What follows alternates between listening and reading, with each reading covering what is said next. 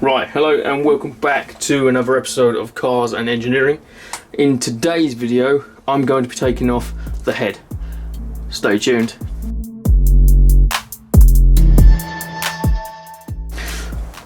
Now, the removal procedure for this engine, or this head from this block, is quite straightforward. You just have to be quite methodical with it. You start on the top left head bolt, and then you go opposite down to the bottom right head bolt, which is here. From there you go up to the top right head bolt, and then you go diagonal down here to head bolt number 4. And it's generally just bouncing between the diagonals. So for instance, that's 1, that's 2, that's 3, that's 4. Number 5 is over here. Number 6 is over here. Number 7 is here. Number 8 is here, number 9 is there, and number 10 is there. So as you go round, it's basically 1, 2, 3, 4, 5, 6, 7, 8, 9, 10. So the head slowly, it's like, instead of it coming up in the middle, it's slowly coming up from all angles, so you don't actually bend or warp the head. This head is going to be skimmed anyway. A pressure check will be performed on this head regardless of what I do to it, so everything will be okay, everything will be legitimate, but this is a very important procedure you must follow. Now I've got my notepad here, and if it focuses, this is the undoing procedure. For instance, 1, 2, 3, 4, 5, 6, 7, 8, 9, 10. So if you correlate that over here, that is literally what I've already explained. Right, so I'm going to start with head bolt number 1.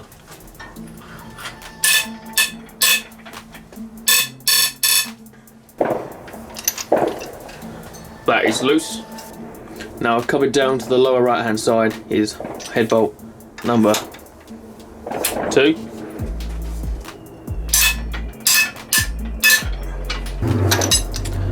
Number 3.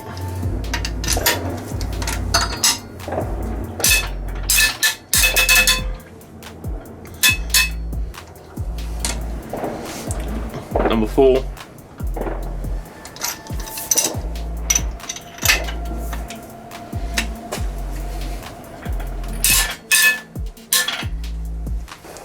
Number 5.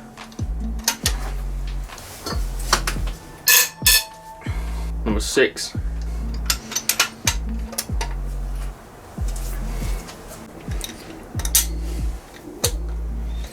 This is number 7.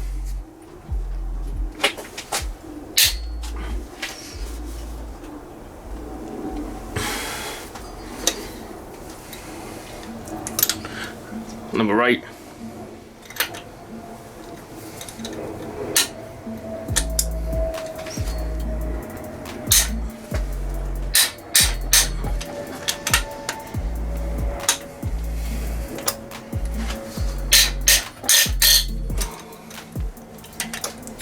Number 9.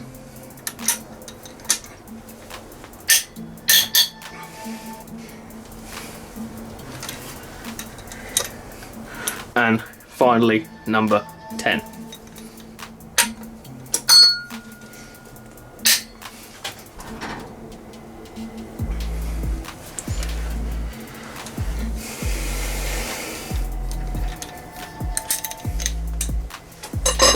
Now they're all slack and they're all loosened off, I can go along with a little impact gun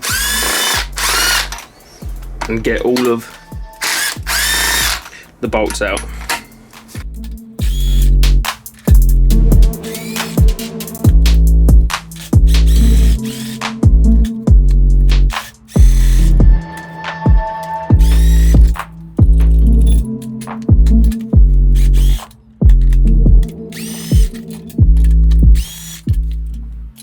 So that's all 10 loosened off. I just need to get them out the head, then I can move the head onto the bench.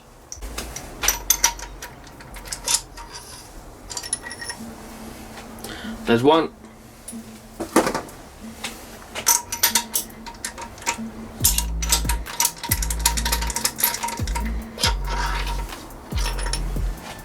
2.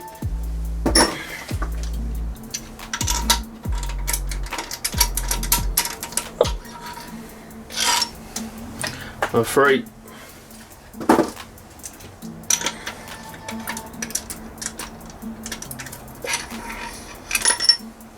Number 4.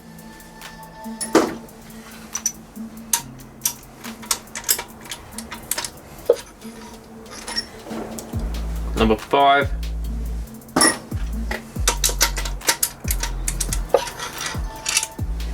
Number 6.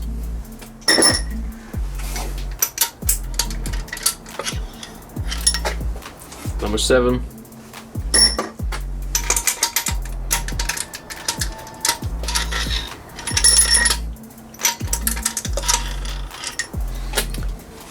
Number 8.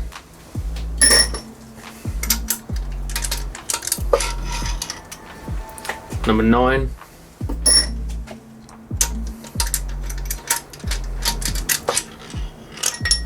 And finally, number 10.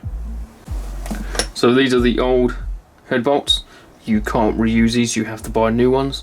I'm going to keep these so that when I order a new set, I know they are correct. So other than that, the head is now ready to be taken off of the block. Right, so now is the moment of truth. The head is going to be separated from the block.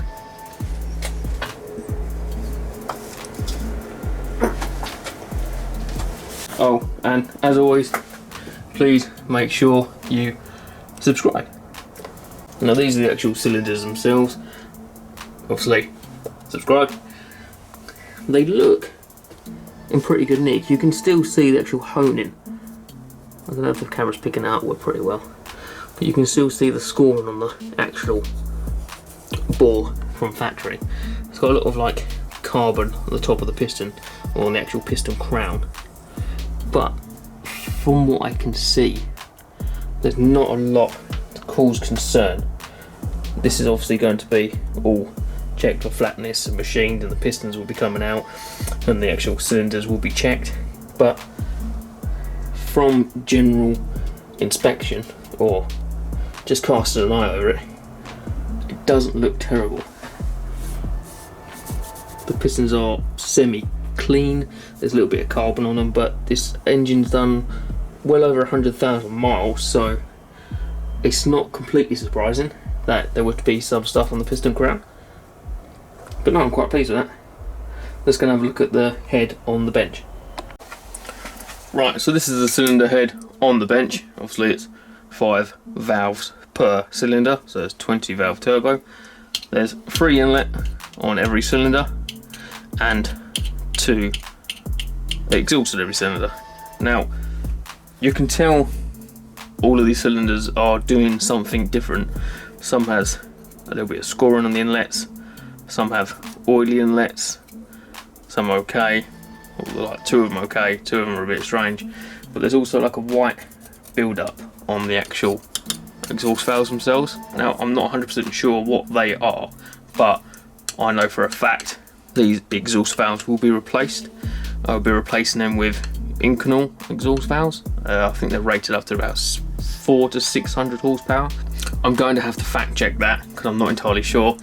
I'm not sure, as I've said, what this white build-up is on the actual exhaust valves themselves. I'm not sure if it's carbon. It could possibly be carbon. It's just gone white from the prolonged exposure to high heat. But yeah, here's all the waterway. That's the oil ways. It's a very simple head in respects of it just opens and closes valves. Right, so now the head is on the bench. The next stage is to give it a nice clean, which will be in a wash tank, not obviously in the garage, but it'll be off site. It needs to be cleaned, but before we can clean it, there are some electrical sensors still actually on the head itself. So I need to flip it up. I need to put it on some Sealey cylinder head stands to get it up off the actual workbench. You can probably see that there's a lot of oil that's come out of it. So before I actually strip the camshaft and the actual valve train out itself, like I said, I'm going to get it hot washed to clean as I possibly can, because this oil is just going to make things an absolute nightmare. So this is the last time you will see this head, as dirty as it is, hopefully. I have cleaned up this number 2 cylinder a little bit. This white stuff I've researched is ash. It's ash from the combustion cycle over many thousands of miles. You'll notice that some valves have it more than others, like this is just a normal file. It doesn't really matter because these are being replaced anyway, but you can see that some valves have more fouling than others. Some valves have a bit of carbon on it, which is expected, but this car has done well over 100,000 miles. So I kind of expected that. I didn't know it was ash, I thought it was carbon, but looking up on the internet and through various sources that I know, that it's been confirmed that that is ash from the combustion cycle. So they're going anyway. These will be polished up. I will check the valve seats. If they need replacing, I'll replace them. But right now I'm going to get the headstands, get the engine up onto the flat, and then I can take off, I think it's the camshaft position sensor and the actual variable valve timing sensor. Once they're off, I can take the tape off, I can take the bolts out or tighten them up so they don't get lost in the hot wash. And then the next time you see this engine, and then the next time you see this head, it will be cleaner. It won't be perfectly clean, but it'll be cleaner than it is now. There will be none of this oil, so then when I bring it back, I'll be able to strip it down and it'll be a nice clean process where I can label everything up. I can put everything into its corresponding boxes or places or whatever I decide to do. So it'll make reassembly a lot easier than if everything was just absolutely smothered in oil. So let's get it onto the stands. I'll take them sensors off and we will go from there. Now these are just some cheap Sealey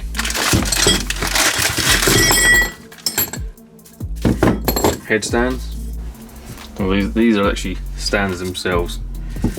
They sit like that and then it goes in like that. And this is a 19mm nut.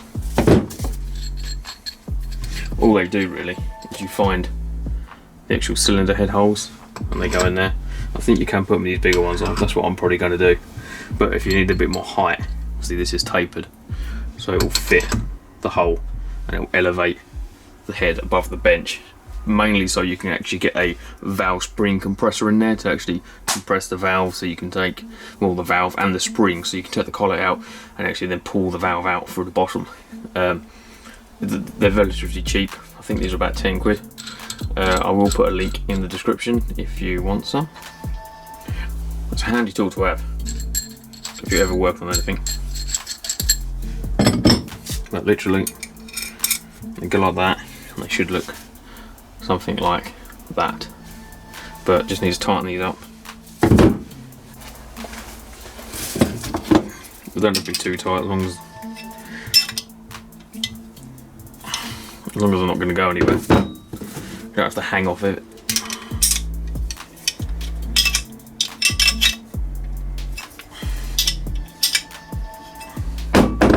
Right, that'll do. Now, there's a bit of an art to this. What I do is I lay the head down flat.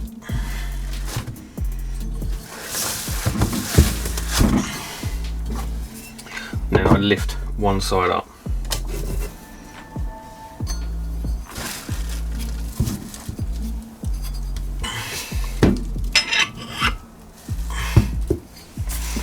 You'll see, that's one side in the air.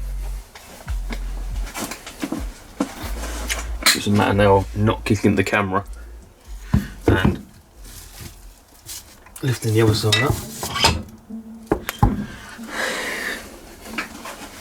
That's the head now fully above the bench.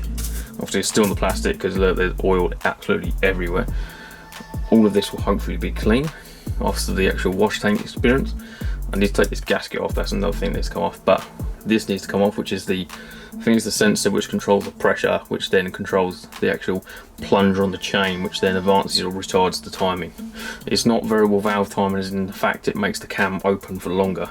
or the valve open for longer. I don't think it's that type of variable valve. Someone will probably correct me in the comments, but I believe it just furthers the timing or backs the timing off a little bit. I don't think it actually makes the valve lift any higher or open any wider. The other thing to take off is this over here, just off camera, or just on the very edge of the camera, is the cam shaft position sensor. I think it's just two 10mm bolts, and I think this is the same. I might be wrong. I think that might be a little bolt there, but we'll see. Right, so the first thing I'm going to take off is the actual pressure sender. I think it is. I'm not entirely sure. I believe it is the pressure sensor, because it obviously detects how much pressure is incoming, therefore how much to let through to this plunger, which then raises this itself. So obviously makes the chain a little bit tighter, which obviously then pulls the timing back or forward. That's how I believe it works. I don't think it's quite variable valve timing like Honda level variable valve timing, but I think I just have to remove this. I think all of this inside here is mechanical. I know these three can come out and that can come off, but I think it's a bit of a nightmare job because you've got to take this out as well. So I'm going to take this off, this little sensor itself.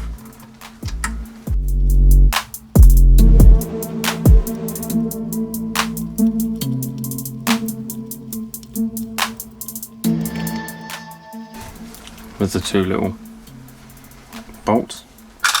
The sensor itself, it's just got a little plunger, and I think that detects the actual oil pressure from this little springed plunger here. I'm not sure if this comes out. Apparently it does. And then I'm not sure what's actually in there. Maybe a detent or something.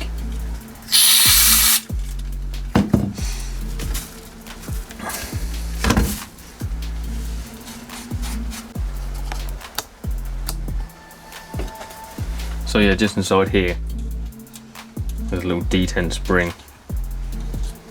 which I need to try and get.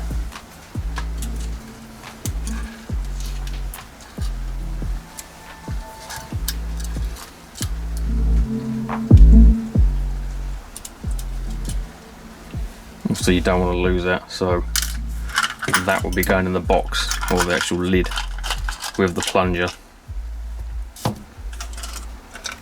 and the actual bolts. You've got to remember the orientation to come out as well. It come out this way, so it goes back in that way.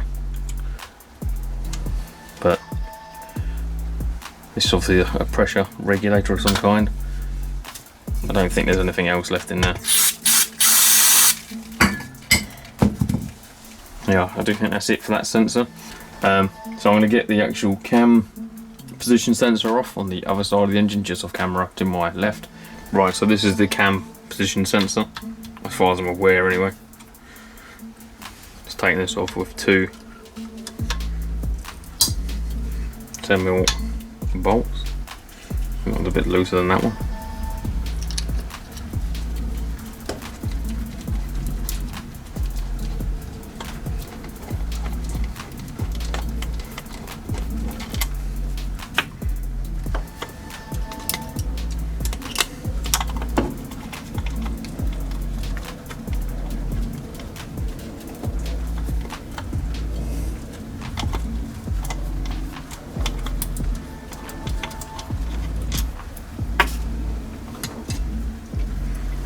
That's all that basically is, just a Hall effect sender. It knows where the positions are. That's quite important, as obviously where it is, so I'll be using this video for further reference. But there's a sensor, there's the two bolts. That, as far as sensors, I believe is it. Other than actually tackling the back of the engine again, I think that is it for electrical sensors. I will have a little quick look around the back. I don't think there's anything around there, but this gasket needs to come off. Once that's off, I can obviously take this middle one off as well. Right, I'm going to remove the gasket itself. Don't need that. That will be replaced with, along with everything else.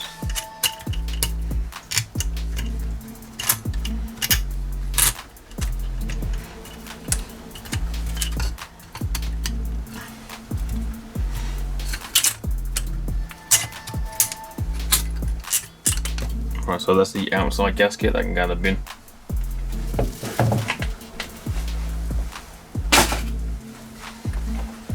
And then there's an inside gasket here as well. Don't need that either.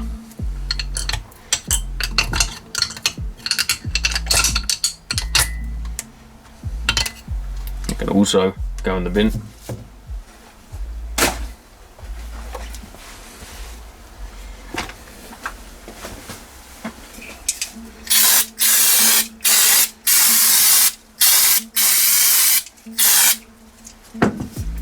So, as I said in the last video, or the video before that, I do forget, it does look pretty clean for how many miles it's done.